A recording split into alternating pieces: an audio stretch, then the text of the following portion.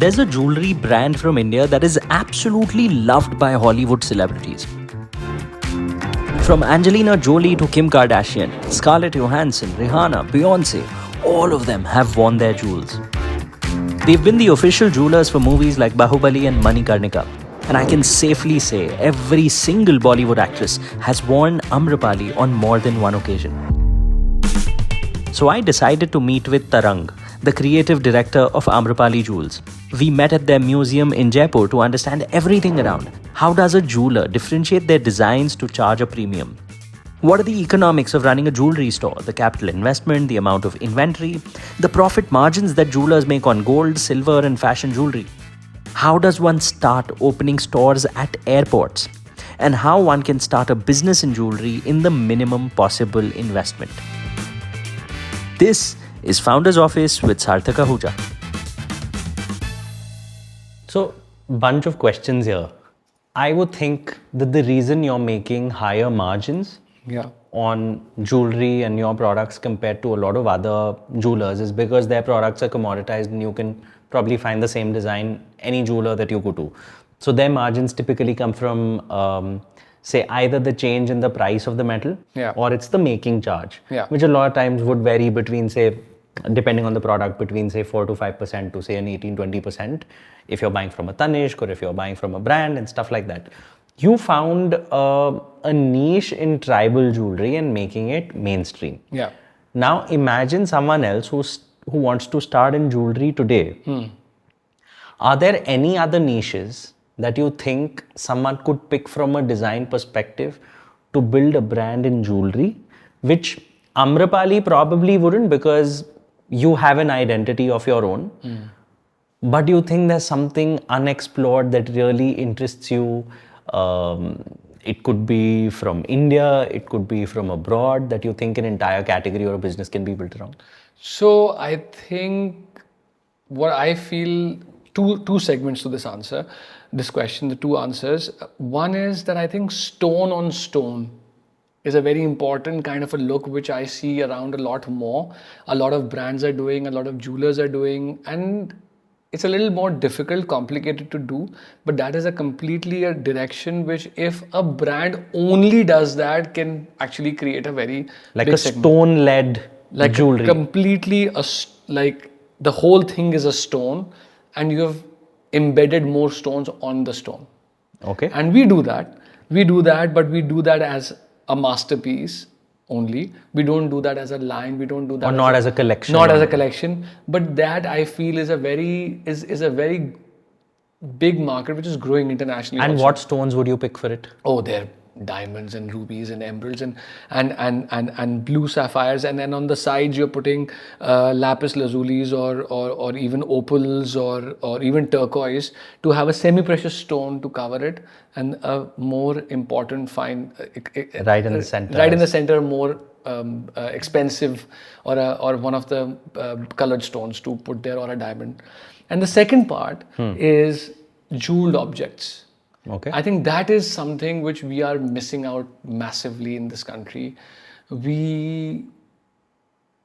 I just see this from a client's perspective. If I was walking into my own store as a guy and want to buy jewelry, of course I wear jewelry, so I like, but if I want to buy jewelry, I will have a limited collection, which we are expanding for men, which is a very important client, which is a very important segment now. But jeweled objects is something which a man, I think, is able to buy very easily, and you can convince a guy to invest into it. Would you say it's like a pen, or what are you thinking? Like, tell, because I'm not a jeweler, I can't think what you are thinking, so you'll have to articulate it for me. I have done bangles. Okay. Massive bangdis, they are called in India, in Rajasthan, big ones, 2 of them, and I've sold those as photo frames. These banglis are usually worn by tribal women, and we have just put them on the side, made a photo frame in it, and put it in an easel and put it in their room next to their bed. Okay. The lady and the man of the house. What I'm trying to say is that segment of uber luxury when it comes to jeweled objects is a very big segment which can be explored. And have you tested any price points that you think the moment you breach like an X price point online, suddenly your sales would dip, or there is some sacrosanct price point that tends to just sell a lot? So definitely the 5,000s and the 4,000s is a very the sweet spot which we have. But the fun part is that we are a country of all kinds and things and all sorts of requirements which one might have, and you'll be surprised at how people just want to buy a 50,000 rupee necklace Online? or more expensive, and then get in touch and say, this is for a wedding, I have to buy 18 more. Yeah. What do you have which is similar in similar price point? I can't change the pricing because I have to give the same bracket to everyone. Correct. And they get in touch with our team and with the CRM and then they do that. And the client doesn't know what they want. If you have to educate the client what they want. And I think that is what I have started now understanding a lot more, doing this over so many years, that even when it comes to fine jewelry, the client doesn't know what they want. Client's going to try and come and know what they want from what they've seen, which is again fed to them by someone else. Correct. Unless you show them something new, unless you show them that a car can have wing doors, you've only opened doors like that. And they won't be able to imagine it themselves. Imagine it that it works like that. And once you see that, now you only want that. Correct. So what I'm trying to say is that is what I've learned with my designing journey within the brand, that you have to be experimental. You present something new regularly. And I think what we have started learning also is that the client is coming to us because of that. Because we are doing the experiment. And that has become our niche client. You know, there's so many things coming to my mind. One, working capital and inventory management is such a big part of the jewelry business. So we're going to cover that. I also want to touch upon, you said each piece is unique, but when you think of scaling, how, you need to look at data, you need to replicate certain things to ensure that the business scales.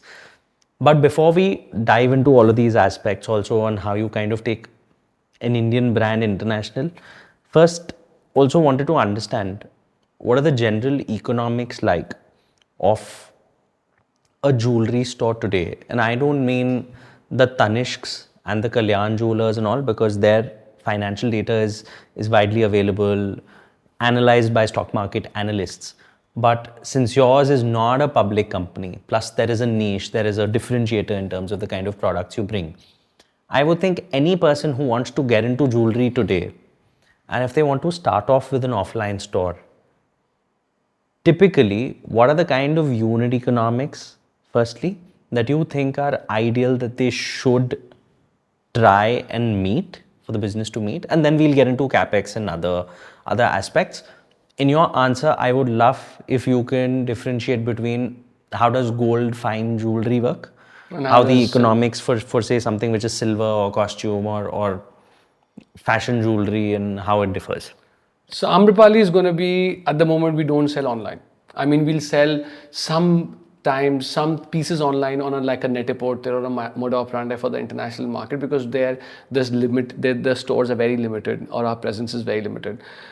Indian market, we have multiple stores across. You have to go to an Amrapali store, go to the store, see what we have. You want to get pieces, we'll move pieces for you. And that is a whole system which is in place for Amrapali, and it is a more involved with the client kind of system, where the client is part of the family and they are doing this back and forth, and we are sending images and we are saying that this necklace doesn't have a earring, but this is the earring which we can match for you, and this is in Delhi or this is in Bangalore, I'll call for it.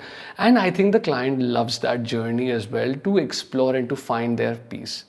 That is what we have done in Amrapali. In Tribe, on the other hand, we have realized that to grow, we would need a lot more stores. We have regular production places, a lot more collection-wise drops, rather than a masterpiece drop, which happens in Amrapali. And that's where we have created a franchise model, or if someone wants to take a tribe model. So I think that will give you an idea of if someone wants to open a tribe store, which has Correct. silver and fashion jewelry both. Okay. We are looking at about a 40% base brass, which is fashion jewelry, and about a 60% silver. We are looking. You can start a store which will take about 300 square feet to about 500, 550 square feet. For an Amrapali A tribe store. Okay, so assuming most people who want to start would start with something like tribe. Yeah. Because new entrants typically want to get into fashion jewelry. It's And more understanding scalable. the business as Correct. well, understanding the jewelry Fair product, understanding what the client is also expecting out of you, and understanding the market which you're going to be starting this at. So be So it in 300 to 500 square 300 to 500 square That's feet. not too big. Too much at all. But a typical jewelry store, like an Amrapali jewelry store, would be how big? 1100 to 2000, 2200. Okay. We have larger store formats. So you're as saying well. this is almost like a third in size of a typical big jewelry store. So if someone wants to compare it to say like a Tanishq, you would say think a third or a quarter of the size of a Tanishq. A tribe store, which we used to have at one of our locations as a franchise, was 120 square feet. Okay. And they have moved into a larger store, which is about a 550 square feet. Okay. The business hasn't gone 5 times, is what I'm trying to say. As simple as that. Right? So what you have to understand is that the product which you are selling in a tribe kind of model is a price point product. What is the price point? Price point starts at $500, which is simple bali or a nut, and goes up to about $1.5 lakh. The average invoice value or a ticket item value, we are looking at about 4,800 to 5,200, 5,400. Okay, so about 5,000. About 5,000 on average is a. And 5,000 may you'll get like a necklace, or you'll get a pair of earrings, or you'll get like a couple of bangles or bracelets. I can get you all of that in 5,000 individually also, and put together as a set also. Okay, so 5,000 average order value. Yeah. And a space like 300 square feet would be great for you to start off with something like this. Okay, offline. And when it's a 5,000 product, is it mostly alloy of some sort? It's only brass, or how? Brass. It's brass. Which is gold or silver plated. Which is gold or silver plated, and of course oxidized depending on the design which we are trying to do. So that is what we end up doing in this model. We have gone down to understanding that you will need, for a successful good store, to show the whole range, anywhere between 1,000 to 1,300 pieces in a store. Okay. In a 550 square feet store, the format of the store which we have can have 1,300 SKUs out on display. So you're saying roughly on a selling price basis, roughly 50 to 60 lakhs worth of inventory. I would suggest that at under a crore, you can have everything ready, which is including the fit out, which is about 25 to 30 lakhs, about a deposit or of any kind required to start a store, and the stock to the landlord, whatever is 3 to 6 months depending on the location, and 60 lakhs 70 lakhs worth of stock. So 60 lakhs worth of stock, about 30 lakhs of doing up the space. This is not retail stock. This is the cost price stock for them, because there's a 30% margin, because there's going to be extra stock inside as well. Got it. Because the client always wants to see what's inside. What you're not showing me. So you have to always realize that is where the client gets very convinced that andar hai to kuch zyada अच्छा सामान तो अंदर रखा हुआ है. So that also is a very important part, we feel. Got it.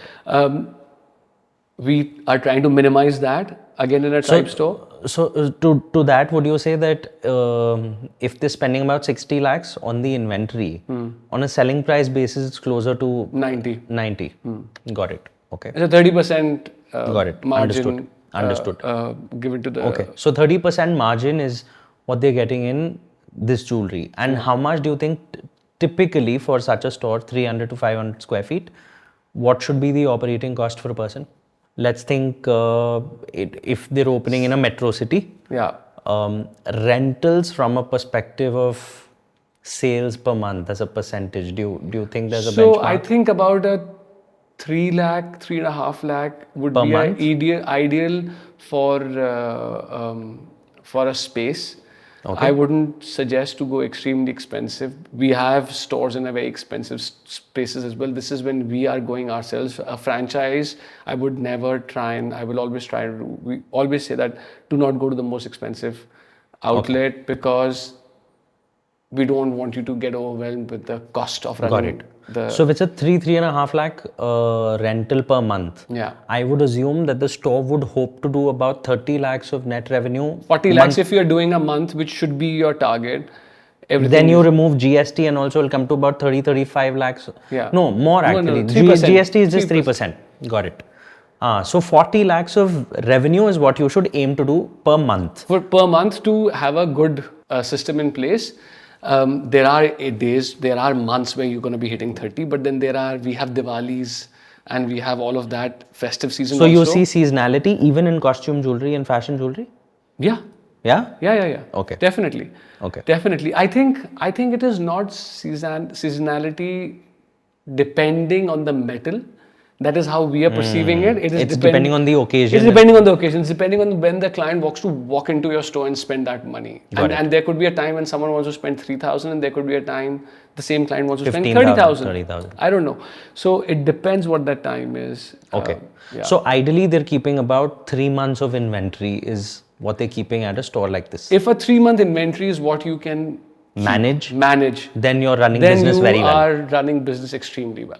Okay. And it may go up to about 6 months on an average. Exactly. For people. Okay. 5 to 6 months is what ends up happening, to be very honest, because there is a lot of churning, there's a lot of test, there's a lot of new. See what happens with the 3-month inventory is that is a proven model. ये सामान चाहिए. These are the collections. यही बिकते हैं. So you'll get to it maybe in 2-3 years once you've understood your local market. Not even 2-3 years, much before that. So that means initially when you're starting off, even if you hit like 20 lakhs per month sales, that's good enough because you're using it as learning to optimize on your inventory and what you want to keep and understanding your customer. I think 25 lakhs is the bare minimum which you should be doing to keep things afloat. And in 6 months' time, you should be hitting at about 30-32 lakhs. And your idea should be 40 lakhs. And what happens is after 2-3 years, the way I have just increased 25 to 40 is not going to increase from 40 to 70. Got it. Unless the product cost goes up, which is also actually happening in our country. But then the selling price will also go up. I mean, it's linked to the metal price. It is, but I'm just saying, but that is linked to the metal price, but that is not something which you are actually growing. That's not growth in business. Correct. You know what I'm trying to say? Yeah, in absolute terms, it's actually growth in COG. And at times it may just eat out of your margin itself, because when a customer is buying fashion jewelry, they're not really thinking I'm buying a metal, or am I incorrect? No, because they would have a price point in mind. Yes. So with fashion, that's absolutely correct. But what's happening with silver today is prices skyrocketing. Exactly. We are hitting 1 lakh now, correct, which is all-time high. It's like grown by how much? 40% in the last year? Yeah.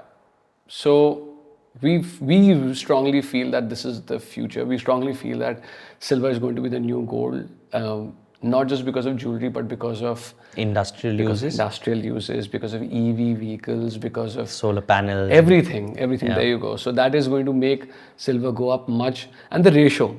We always talk about the ratio between gold and silver. Ratio. That is regularly disrupting. Correct. So that's going to affect somewhere. So you see gold also going abruptly. Now, of course, that is due to the American elections and Trump and all of that happened. But it will always correct. It's going to go down, one of them, or go up is going to happen because of that ratio is what we are regularly seeing. So if, let's say, someone on an average does about 30 lakhs of monthly sales, 35 lakhs on an average, and out of that about 20 lakhs is, say, the cost of goods, 20 to 25, they're left with about 10 lakhs of gross margin on a monthly basis. Out of that, about 3.5 lakhs goes towards rentals. How many people would you need at the store? 3. Yeah. 2 at all times. 2 at all times. So one is just a backup. It could either be a cashier or one person's missing, so the other comes in, or you call it shifts or whatever it is. 3 people. Yeah. Each person costing about 30,000 per month. About 40,000. Depending on where you are. Sure. But it's on tier 2 city, tier 3 cities, 25 goes up to about a 40,000 Got it. depending. Again, now the mathematics changes for somewhere like an airport store. Because airport store, there's no 3 shifts. Like there's It's a all- 24, it's a 24 hours. So you need regular, and footfall is much higher. So we'll come to the airport store. Before that, if these 3 people cost about say a lakh, yeah. and there's some utilities. So what you're saying is a person can aim to make about 4 lakhs per month in profit, in net profit, Yeah. after removing the salaries, the rentals, the utilities, and the cost of goods from such a store. Yeah. What are the seasons apart from Diwali and wedding season that we know of? Is there some other peak that people tend to see during the year? Or say 40% of your sale will come in quarter 3, which is October to December? 65% of the business done by the group today is between Diwali to Holi. Oh, so the remaining Is about 35%. 7-8 months would just be 35%? 7 months is 35-40%. That keeps changing a little bit here and there. But what I'm trying to say is 6 months are not 50-50 for sure. And So you would say in those months which are lull, just ensure that you make just about say a lakh or so per month. Would you say that's true, or it changes in terms of fashion jewelry? So it depends on the area to area. South India is a different ball game, depending on what works there. Akshat Tritiya works there. There is Lakshmi Puja in the south as well, in Hyderabad I know. And so there are different festivals in different parts, and those times you get a peak of in a week. That 1 week will do very well. So those formats are out there, which keeps changing. I mean, on in Delhi, something like a 15th August sale Really? is massive. But then your store is also on 15th August not operational the first half of the day, isn't it? Yeah, but then you're giving a discount because you're doing a 15th August sale and it is a day off, and the most amount of people are in a mall. Because they don't know what to do. Because they don't know what to do. The weather is not such that you're there outside usually. They're in a mall, everyone, and that is the highest footfall. I mean, you can check this data, which I remember correctly. Select City Walk, when we started there, they were very adamant in telling us this, that we have the highest amount of people in any mall in the country on the 15th of August sale. So in the economics you were telling me about Tribe, essentially what I heard from you is minimum 25 lakhs of sales per month. Yeah. At 40-45 you're doing really well. Yeah. So average for the year would range between 30-35. Yeah. So a person would ideally be doing close to about 4 crores of annual sales from a Tribe store. Yeah. Getting about 40 lakhs of pre-tax profit. Yeah. And say let's remove the tax from it. Okay, let's keep tax. So the investment you said in a store would be 1 crore. Yeah. Close to that. That means That's on the higher side, huh?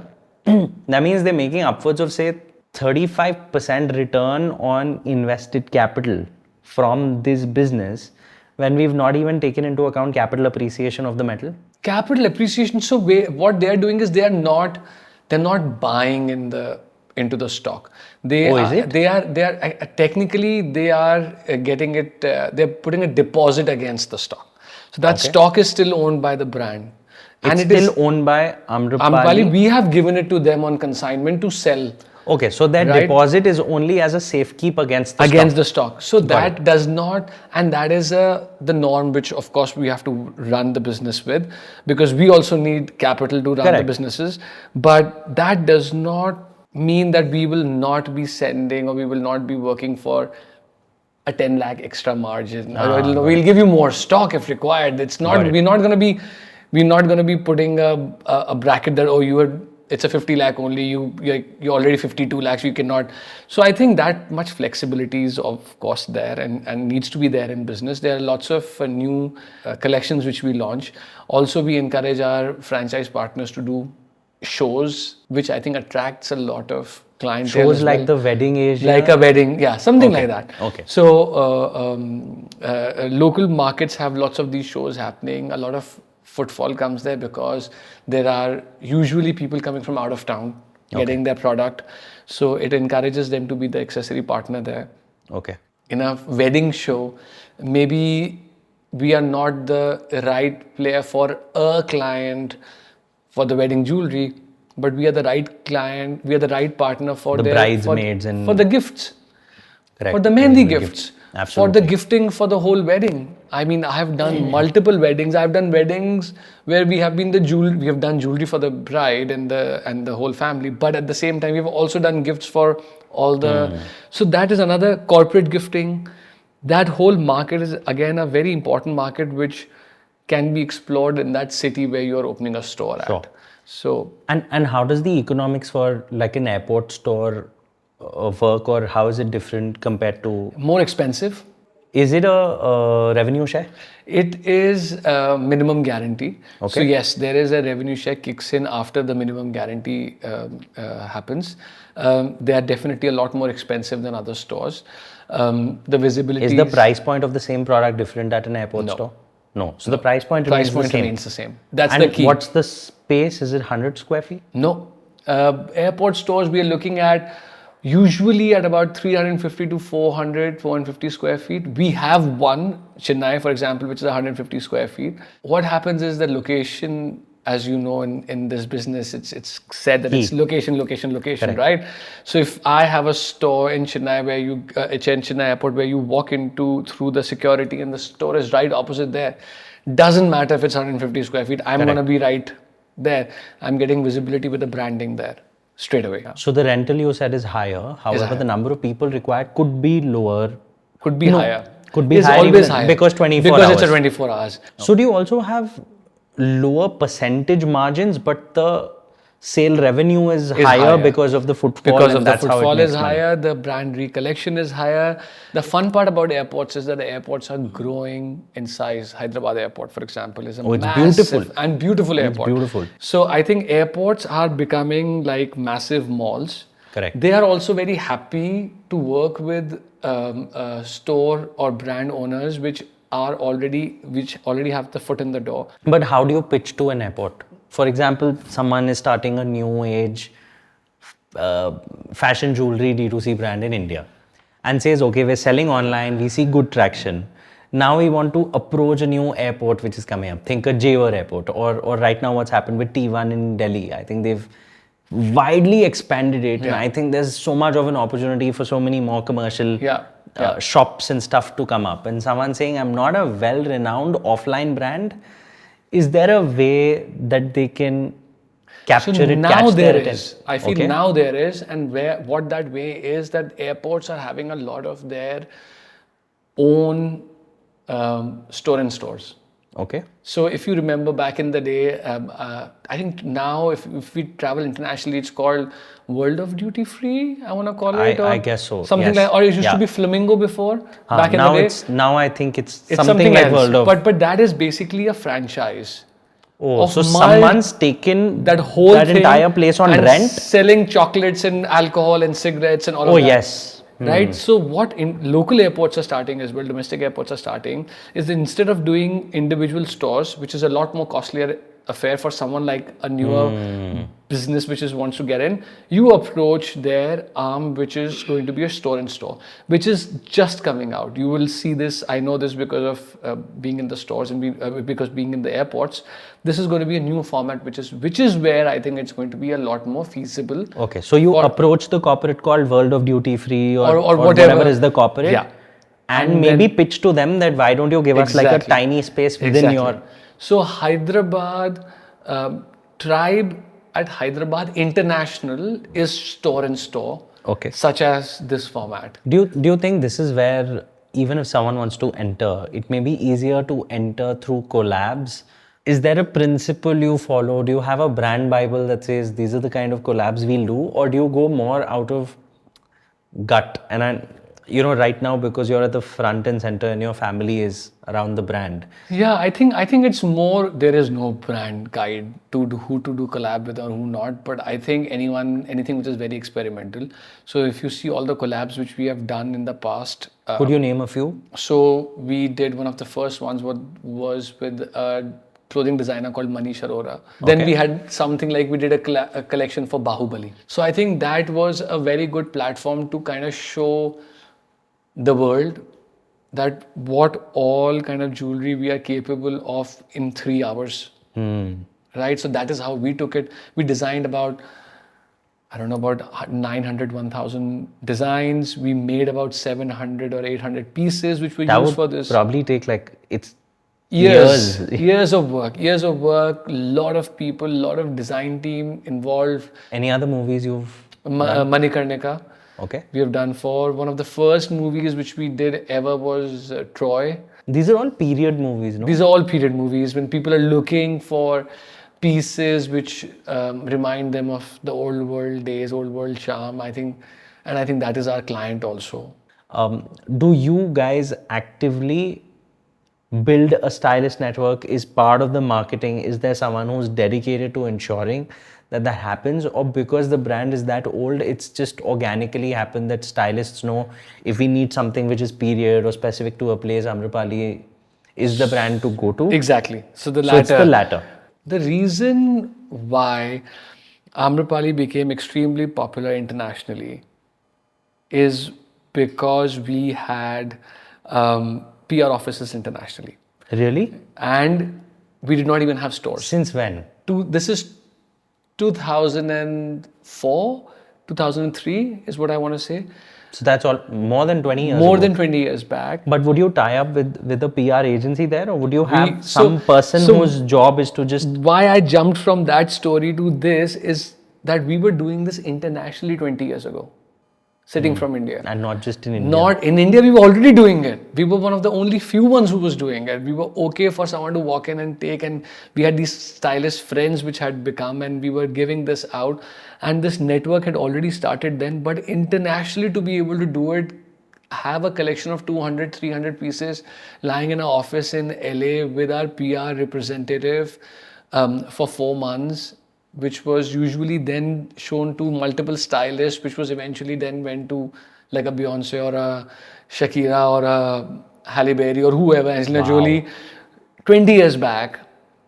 And then be able to retail that in a market like London at that point, created the brand value for an Indian client sitting in India, seeing when they would travel to America in an American magazine, an Indian brand, or flying through London and going to Harrods to take a picture with the ring with Dodi Al-Fayed and Diana, which was kept in the basement, and going to fine jewelry and finding an Indian brand.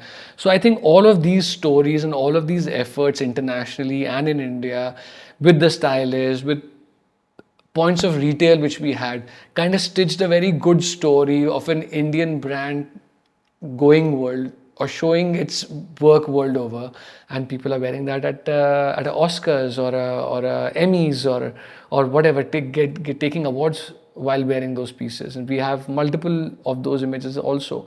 Of course, Indian celebrities were also traveling abroad and getting a lot of awards. Frida Pinto, I still remember, got an award from Slumdog Millionaire. Correct. She's wearing something which is from Amrapali at that time.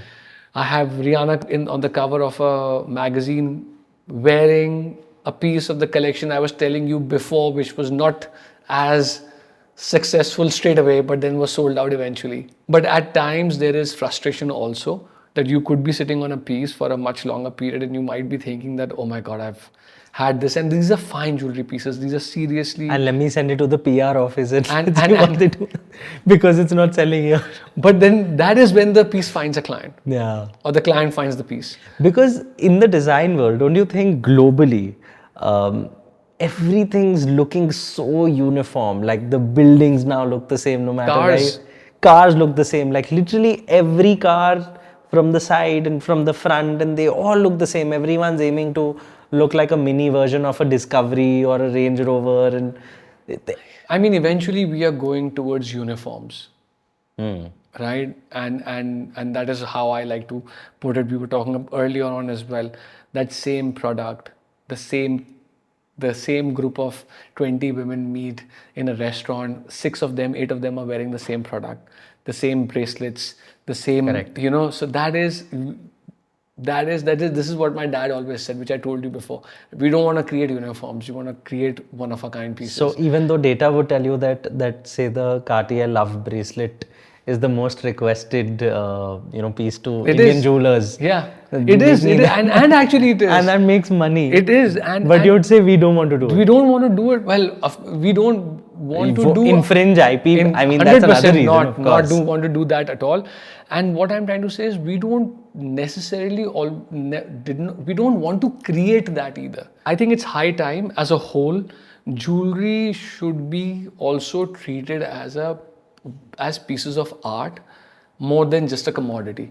Which is what happens a lot in our country. And I think that is what is the next role should be of a new jeweler, which you're saying someone who wants to come into the jewelry segment should come into the jewelry segment to create work of art more than creating or competing with a jewelry house or creating jewelry. So how you talk about it is very, it's quite like how you want to create art with a piece and it has to be unique and stuff like that, which is why there are fewer people who buy it.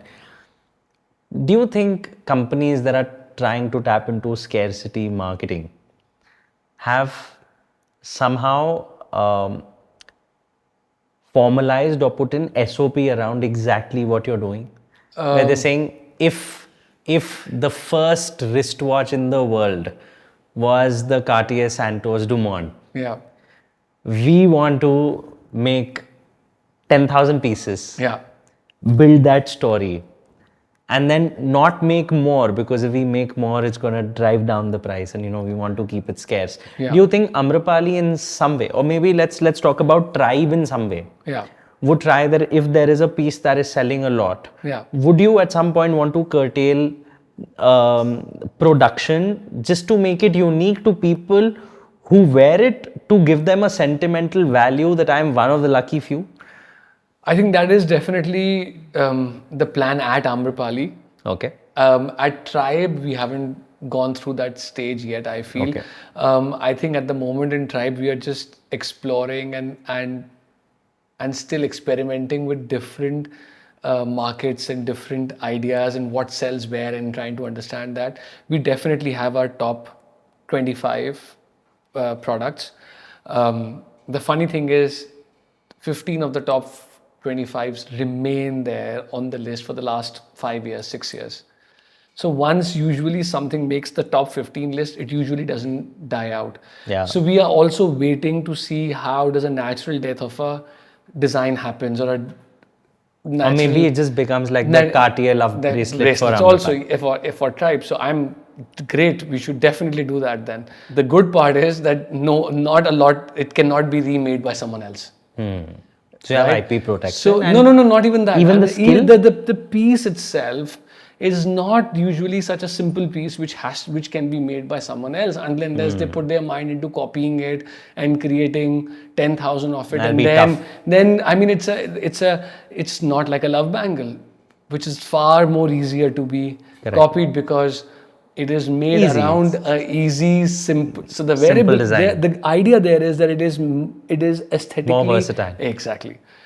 So that is what the idea is, and hence it makes it easier to be replicable. Correct. And with our pieces, I think what we are trying to do, even if we are making them stay in the market longer, we are trying to make them more and more complex, which we are only able to make. We have pieces which have hand paintings in them. And now tell me, as a jeweler, because lab-grown diamonds are practically eating the lunch of natural diamonds, and we know De Beers is their revenues are probably down about 30% from the peak till about a couple of years ago. They're trying to revive the story around natural diamonds. Which side would you be on? Would you say I would do lab-grown in Tribe and natural in Amrapali, or would you see the opportunity to build an entire range around lab-grown, and you feel it's a growing market, I don't want to miss out on the bus? Or would you want to focus on other stones, and you think other stones are benefiting from this? I think for the moment we have kept ourselves away from lab grown. I still believe in the natural diamond story. I still believe that they are going to get back to where they were. The problem with lab grown is, according to me, that it's called a lab grown diamond, which technically it should not, because it's not made under It's not 100% carbon, which is formed after millions of years inside the ground. And that is the definition of a diamond. What we have done is we have recreated that product exactly the same way, but we have called it diamond, but when it should not be, according to me.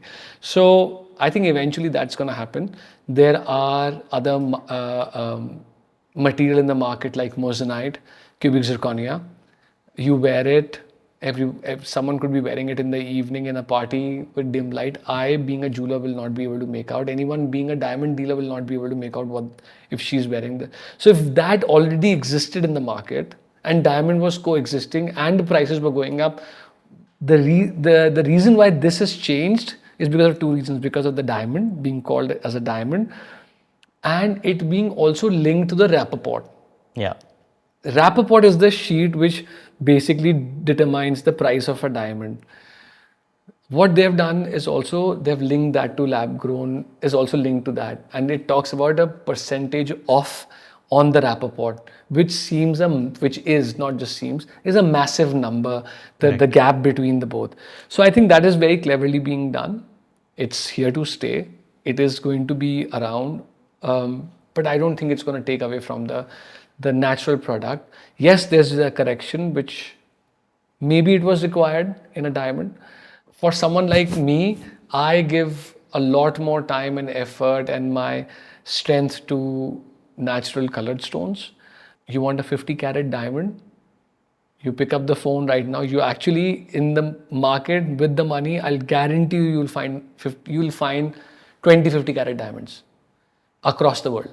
You can and one supplier, one diamond dealer can source all of them for you without any problem. You want exactly the same emerald, forget 50 carat, a 10 carat, and you want 20 of those, exactly the same, I guarantee you will not find them.